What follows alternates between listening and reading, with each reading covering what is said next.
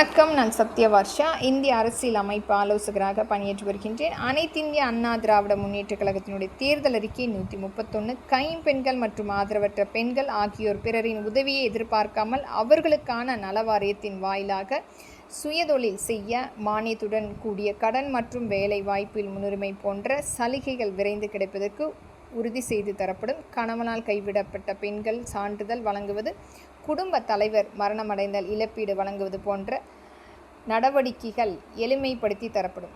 132 அரசு அங்கீகாரம் பெற்ற தையல் பயிற்சி நிலையங்கள் பயிற்சி முடித்த பெண்கள் இலவச தையல் இயந்திரம் வழங்கப்படும். பயிற்சி பெற்றவர்கள் அதிக எண்ணிக்கை உள்ள பகுதியில் தையல் கூடங்கள் மகளிர் சுய உதவி குழுக்கள் மூலம் அமைக்கப்படும்.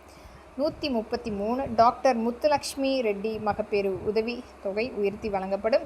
134 பெண் குழந்தைகள் பாதுகாப்பு திட்டத்தின் கீழ் வைப்பு நிதியாக வழங்கப்பட்டு வந்த முதலீடு தொகை 50,000 1 லட்சமாக உயர்த்தி தரப்படும்.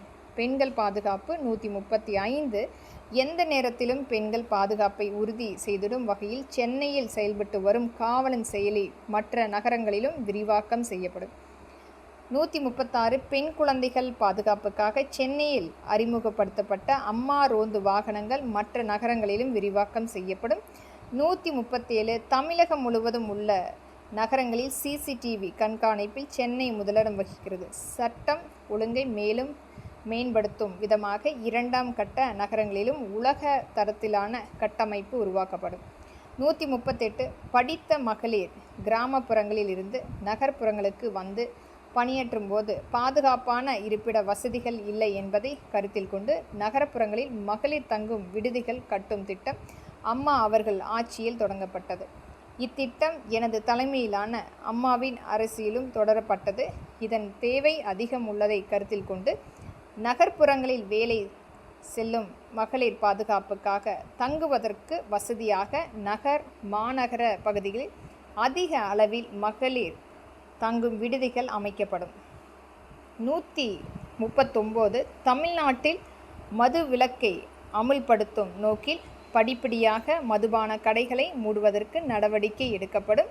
தொழில் வளம் 140 அம்மா ஆட்சியில் உலக முதலீட்டாளர்கள் மாநாடு 2 ஆண்டுகளுக்கு ஒரு முறை நடத்தப்பட்டதைப் போல தொடர்ந்து 2 ஆண்டுகளுக்கு ஒரு முறை உலக முதலீட்டாளர் மாநாடு நடத்தவும், அவ்வப்போது தமிழ்நாட்டிலேயே முதலீட்டாளர்கள் மாநாடு நடத்தி தொழில் வளம் மேம்படுத்தவும், இதன் மூலம் தமிழ்நாட்டுக்கு $1 trillion பொருளாதாரமாக விரைவில் மாற்றக்கூடிய வழிவகை செய்யப்படும்.